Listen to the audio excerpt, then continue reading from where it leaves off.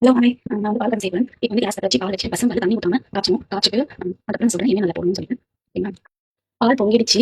கொஞ்ச நேரம் கொதிக்கட்டும். கொஞ்ச நேரம் கொதிச்சுன்னா அந்த பச்சை ஸ்மெல் போகும். அந்த பச்சை ஸ்மெல் போன உடனே ஆஹ் நீட் டின் இருக்கு பார்த்தீங்களா? இந்த டின் எடுத்து வைக்கணும். அப்புறம் பால் பவுடர். ஓகேங்களா? அதுக்கப்புறம் வந்து கடல் பாசி. அப்புறம் சுகர். ஓகேங்களா? பால் வந்து பொங்குது. பால் பொங்குது. இப்போ என்ன பண்ணணும்னா இந்த பால்ல கடல் பாசி போட்டுக்கணும். மீறி ஸ்கூப் எடுத்துக்கணும். பொங்கும் போது வச்சு இது மீறி கலரி விட்டுக்கிட்டே இருக்கணும். ஆனா பால்ல தண்ணி ஊற்றக்கூடாது. பால் திக்கா இருக்கணும். பாருங்க பால் எக்ஸ்ட்ரா எங்கிட்ட கொஞ்சம் பால் இருந்துச்சு. அந்த பாலை வந்து நான் ஊத்திட்டேன். என்னடா இது பாதி உண்டால இருந்துச்சு, இப்ப பார்த்தா பால் ஃபுல்லா இருக்கேன்னு யாரும் எனக்கு கேள்வி கேட்டக்கூடாது. ஓகேங்களா? கொஞ்சம் பால் இருந்துச்சு என்கிட்ட. அந்த பாலையும் ஊத்தியாச்சு. கடல் பாசியும் போட்டாச்சு. இதே மாரி மாட்டிக்கணும் கடல் பாசி. அதை கொஞ்சம் எடுத்து எடுத்து எடுத்து விடணும். விட்டு விட்டு விட்டு விட்டு விட்டு பண்ணணும். எனக்கு கரையணும். கடல் பாசி கரைஞ்சாதான்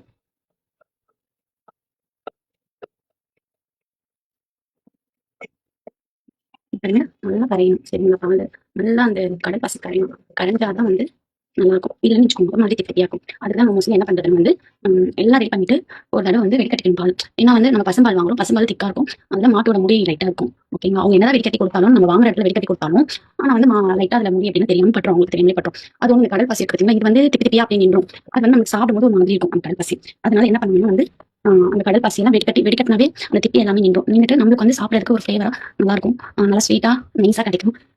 கடும்பால் மோஸ்ட்லி சென்னையில வந்து கடும்பால் கிடைக்காதுங்க. மாடு வச்சுட்டு இருக்கிறவங்களுக்கே கடும்பால் கிடைக்கிறது ரொம்ப ரொம்ப கஷ்டம்.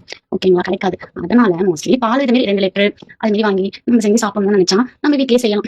அது வந்து நம்மளுடைய விருப்பம். எப்படின்னு கொஞ்சம் தேவையான இருக்கும் கிச்சன். இதுமே செஞ்சு வச்சுவேன். செஞ்சு வச்சுட்டு தேவைப்படும் போதெல்லாம் சாப்பிடு. இப்போ வெளியெல்லாம் பீச்சு, பார்க்கு இது மாதிரி இடத்துக்கு அப்புறம் மார்க்கெட்டு இது மாதிரி தான் போனா மெயின் ரோட்லயே போட்டு விற்பாங்க. அது என்ன ஒரு பீஸ் 20 ரூபாய். சின்ன பீஸா தான் இருக்கும். இந்த இவ்வளவு தான் இருக்கும் பீஸ். அது போய் 20 ரூபாய் விற்பாங்க. சரி ஆனாலும் ஆசைப்பட்டு வாங்கி சாப்பிட்டுருவேன். ஆனா திருப்தியா சாப்பிடணும்னா நம்ம வீட்டுல வந்து இதே மாதிரி செஞ்சு சாப்பிடுறது அது ஒரு தனி டேஸ்ட். நம்மளுக்கு எவ்வளவு வேணுமோ நம்ம சாப்பிட்டுக்கலாம். இப்போ வந்து இந்த டீம் பார்த்தீங்கன்னா இது வந்து நம்மளுக்கு எவ்வளவு வேணுமோ நம்ம ஊற்றிக்கலாம். வந்து நம்மளுடைய ஊற்றிட்டு இதை லைட்டாக மிக்ஸ் பண்ணி விட்டுருணும். ஓகேங்களா? லைட்டாக மிக்ஸ் பண்ணி விட்டு பால் பவுடர் இருக்கு பார்த்தீங்கன்னா இந்த பால் பவுடரையும் போட்டுக்கணும். போட்டுட்டு மிக்ஸ் பண்ணி விட்டுக்க வேண்டியதான். பால் பவுடர் கொட்டணும்னு இது நல்லா மிக்சிங் பண்ணிக்கிட்டே இருக்கும். எனக்கு கட்டிங் இல்லாமல் அது கரையணும். நல்லா ஸ்கோப் பண்ணிக்கிறேன். ஒரு கப் சுகர். சரிங்களா? சுகர் என்ன பண்ணிக்கணும் கொட்டிக்கணும். உங்களுக்கு ஸ்வீட் எவ்வளோ வேணுமோ அவ்வளோ கொட்டிக்கோங்க. டேஸ்ட் பார்த்து கொட்டிக்கோங்க ஸ்வீட்டு. நான் கொஞ்சம் காஸ்ட்லியாக தான் ஸ்வீட்டை எப்பவுமே சாப்பிடுவேன். அதனால நான் கொஞ்சம் வந்து இதை கொட்டிக்கிறேன். இப்போ நான் லைக் பண்ணிட்டு இது கூட இன்னும் எக்ஸ்ட்ரா ஒன்று போடணும். கொஞ்சம் நேரம் இது வந்து ஏலக்காய். ஏலக்காய் வந்து ஃப்ளேவர் எவ்வளோ வேணும் நான் ஜஸ்ட் ஒரு 4 தான் போட்டு வச்சுருங்க. அதே நல்லா ஃப்ளேவராக இருக்கும். இது மாரி ஏலக்காய் நசுக்கிட்டேன். ஏன்னா எனக்கு தூள் பண்ணி போட்டால் பிடிக்காது. அதனால நான் தூள் பண்ணி போட மாட்டேன். ஓகேங்களா? இதே மாதிரி நசுக்கி போடணும். இப்போ பால் கொதிச்சு முடிச்சோன்னு ஏன்னா ஃப்ளேவர் கொசமே இது போடுறோம். எப்படி வேறு எதுவும் சரிங்களா? இது கொதிச்சு முடிச்சோன்னு என்ன பண்ணலாம் ஆஃப் பண்ணிடணும். ஆஃப் பண்ணிட்டு வெடிக்கட்டணும். இதோட ஃப்ளேவர் நம்ம ஏலக்காய் ஃப்ளேவர். அதனால ஏலக்காய் போட்டு நல்லா கொதிக்கணும். சரிங்களா? நல்லா கொதிக்கணும். சுகரு ஏலக்காய் பால் பவுடர் பால் டின்னு எல்லாத்தையும் போட்டு மிக்ஸ் பண்ணிடணும். கடல் பாசி எல்லாத்தையும் மிக்ஸ் பண்ணி நல்லா கொதிக்கணும். பால்ல ஒரு சொட்டு தண்ணி கூட ஊற்றக்கூடாது. பசும்பால் அப்படியே வாங்கி காய்ச்சணும். அப்பதான் வந்து நமக்கு சாப்பிடும் போது நல்லா இருக்கும். திக்னஸும் நல்லா வரும். அது மாதிரி பாருங்க எந்தமே வைக்க மாட்டேன். அப்பப்ப சுகர் எடுத்தாலும் சுகர் அந்த இடத்துல அப்படியே வச்சிருவேன். எது எது எடுக்கணுமோ அதெல்லாம் வந்து அந்த இடத்துல அப்படியே வச்சு விட்டுருணும். ஏன்னா கிச்சன் சின்ன கிச்சனா எல்லாத்தையும் பக்கத்துல வச்சுக்கிட்டு வேலை செஞ்சுருந்தா நச நச நசன்னு இருக்கும். நம்மளால டக்குனு எதனா ஒரு பொருள் எடுப்போம் எதனா ஒரு பொருள் விழும். அதனால வந்து எப்பவுமே அடுப்பாங்கிற பக்கத்துல வேலை செய்யும் போது நம்ம பார்த்து பக்குவமும் நிதானமா தான் நம்ம வேலை செஞ்சு ஆகணும். அதுதான் எப்பவுமே சேஃப் நம்மளுக்கு. இல்லைன்னா கையில ஊத்திக்கும் கை வலிக்குதுங்க மிக்ஸ் பண்ணி இருக்கு இருக்கும்போது அப்படியே கிளீன் பண்ணி வச்சுக்கிட்டே இருக்கணும் நம்மளுக்கு. டிஷ் பேப்பர் எடுத்து எப்பவுமே தொடச்சிக்கணும். எப்பவுமே வந்து செய்யும் போது அந்த வெள்ளையை கிளீன் பண்ணிக்கிட்டே இருப்பேன். கொஞ்சம் பிச்சு பிச்சுன்னு அடுப்பாங்கரை இருந்தாவே சமைக்க முடியாது. அதனால வந்து எப்பவுமே கிளீன் பண்ணிக்கிட்டே இருப்பேன் அடுப்பாங்கரையை மட்டும்.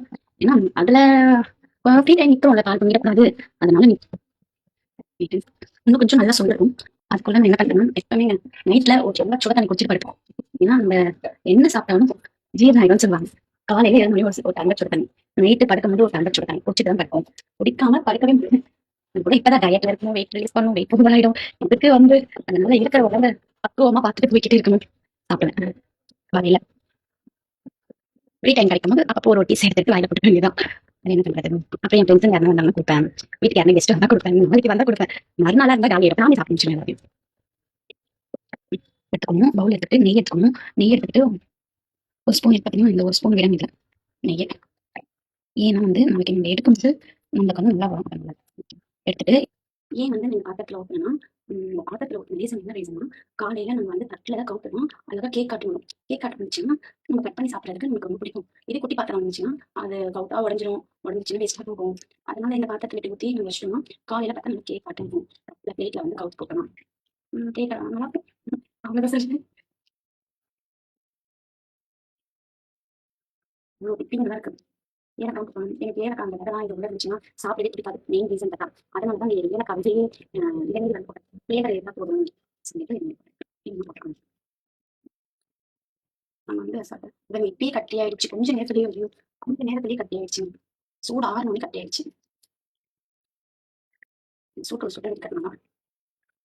கட்டி ஆயிடுச்சு. முடியல. இவ்ளோ வந்திருக்கு பால். இப்பயே பாருங்க 6 மணி திக்காயிடுச்சு பால். இன்னும் ஆற ஆற ஆற ஆற திக்காயிடும். திருந்தா பால் திக்கா வருது. எடுத்துட்டது பாருங்க. காலையில நல்லா திக்காயிடும். இது வந்து ஏன்னா வந்து இது ஏலக்காய் விதைலாம் இருக்கு.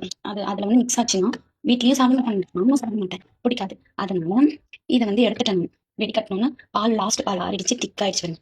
பாருங்க எவ்வளவு திக்கா இருக்கு இந்த பால். தெரியுதுங்களா? காலையில பார்க்கும்போது இன்னும் திக்காயிடும். கேக் மாரி வரும் காலையில.